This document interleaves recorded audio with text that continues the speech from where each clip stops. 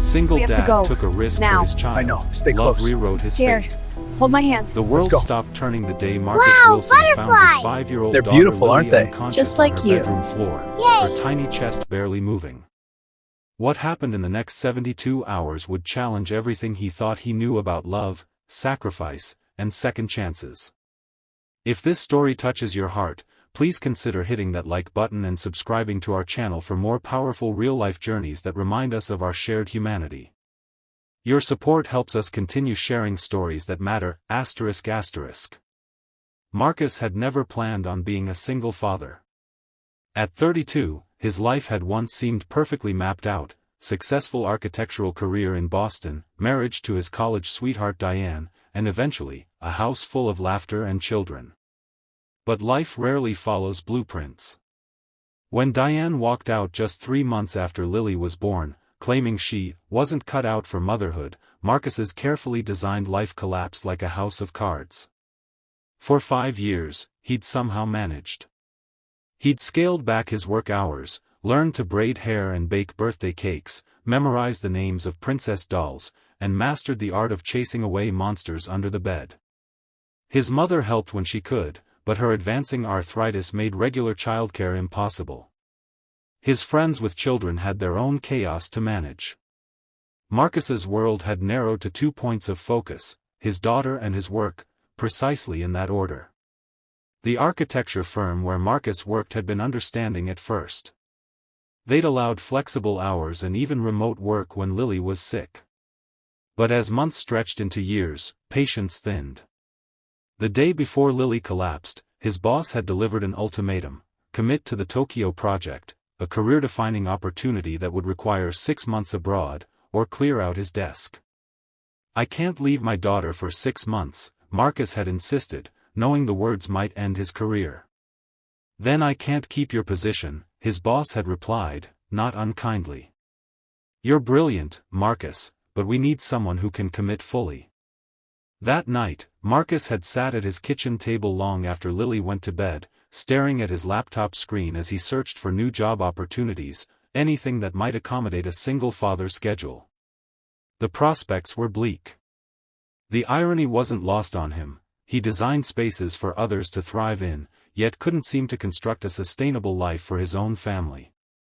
When he found Lily the next morning, her small body burning with fever, the world of architectural deadlines and career ultimatums vanished. The emergency room doctor's words hit like physical blows: severe pneumonia, struggling to breathe, need to admit her immediately.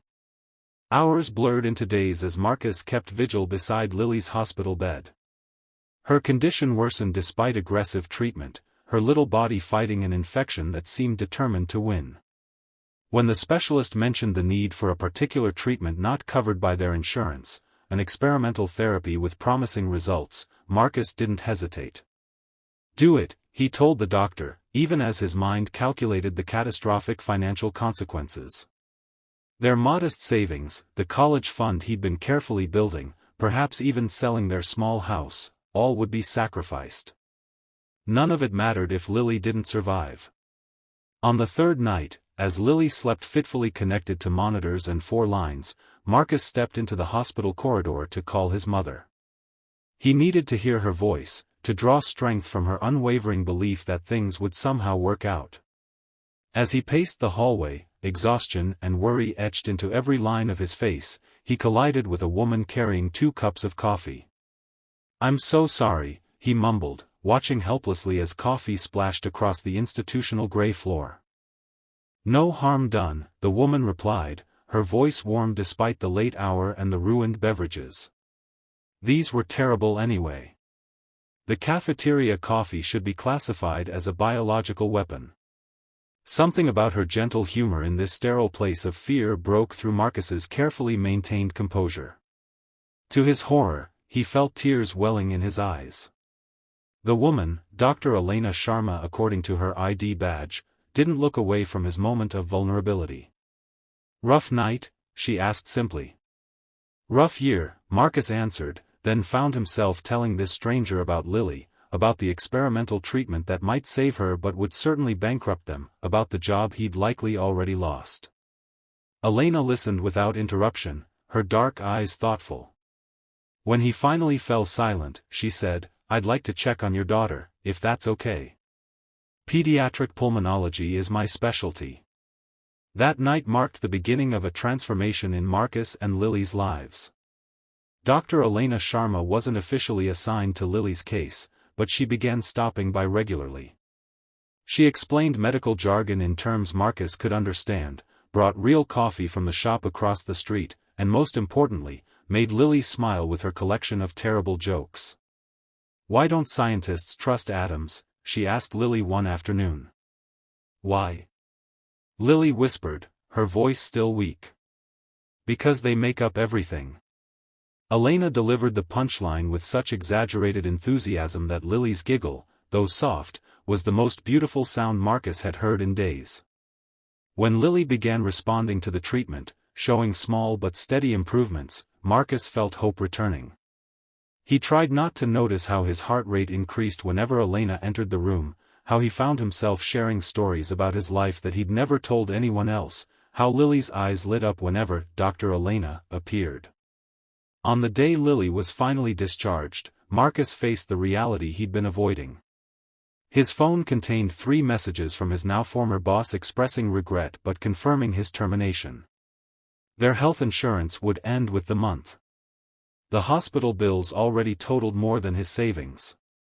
"We'll figure it out, sweetheart," he promised Lily as they gathered her things, though he had no idea how. Elena appeared at the doorway. "I heard someone's breaking out of this joint today." Lily beamed. "Daddy says I'm all better now." "Almost all better," Elena corrected gently. "You still need rest and follow-up appointments." She hesitated, then added, "Actually, I have a proposition for both of you." The proposition was unexpected. Elena explained that she was part of a research team studying innovative treatments for pediatric respiratory conditions. They needed participants for a long-term observation study, and Lily would be an ideal candidate. Participation would cover all related medical expenses, including follow-up care. Additionally, the research center needed someone to redesign their outpatient facility to be more child-friendly. "I may have mentioned to the director that I happen to know an incredibly talented architect who specializes in creating welcoming spaces," Elena said, her expression carefully neutral. Pride warred with desperation in Marcus's chest. "I don't need charity," he said quietly. Elena's response was immediate and firm. "This isn't charity. It's an exchange of value. Lily's participation helps our research. Your design expertise solves a problem we've been struggling with for months." She met his eyes directly. "Take the risk, Marcus." That risk, accepting help, starting over, allowing someone new into their carefully protected world, was just the beginning. Over the next months, as Lily regained strength and Marcus immersed himself in designing a space where children could heal comfortably, something unexpected flourished. Elena became a constant in their lives, first as Lily's doctor, then as a friend, and eventually as something neither Marcus nor Elena had been looking for but somehow found anyway. Their first official date was modest: take-out containers on Marcus's back porch after Lily had gone to sleep. Their conversation flowed from Lily's progress to Elena's research to childhood memories and future dreams. When Elena described losing her father to lung disease at 12, Marcus understood her passion for pulmonology. When Marcus confessed his fear of failing Lily as a single parent, Elena's respect for him visibly deepened.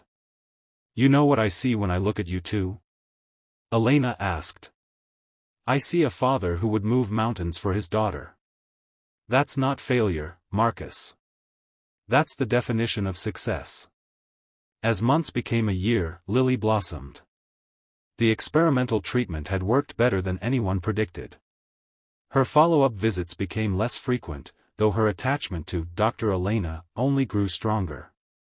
The research facility design Marcus created won an award for innovative healthcare spaces, leading to consulting opportunities with other medical centers. For the first time since becoming a single father, Marcus found himself in work that both fulfilled his creative passion and accommodated his most important priority, being present for Lily. The relationship between Marcus and Elena developed gradually, thoughtfully. Both carried wounds from the past, his abandonment by Diane, her loss of her father, and a previous relationship that had ended when her partner couldn't understand her dedication to her patients. They moved carefully, always with Lily's well-being at the center of their considerations. One evening, as they watched Lily chase fireflies in the backyard, Elena said quietly, "I never thought I'd find this." "Find what?" Marcus asked. "A family that doesn't make me choose between them and my calling." When Marcus proposed 6 months later, it wasn't with grand gestures or elaborate plans. It happened on an ordinary Tuesday evening while Elena helped Lily with her science homework at the kitchen table. Looking at them together, his daughter and the woman who had helped save her in more ways than one, Marcus suddenly knew with absolute certainty. "Marry us," he said simply. Elena looked up, startled. "What did you say?" "Marry us," Marcus repeated. "Me and Lily. Be part of our family officially." Lily's eyes widened. "Like you'd be my mom for real?"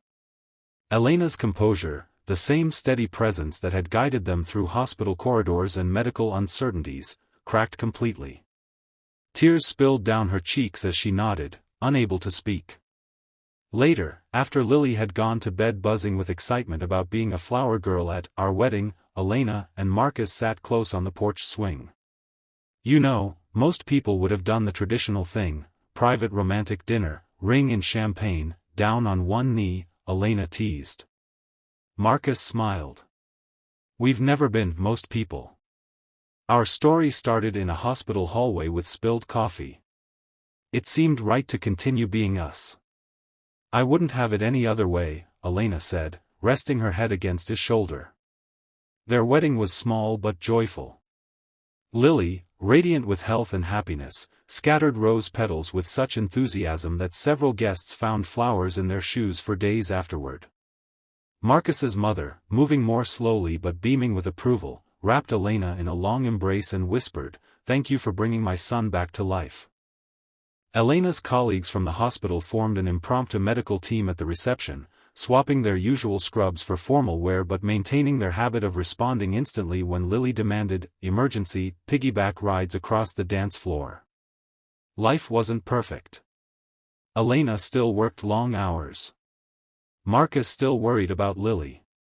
They argued about mundane things like loading the dishwasher and profound things like whether to have more children. But beneath these normal frictions ran a current of gratitude, for second chances, for risks taken, for love that had found them when they weren't looking.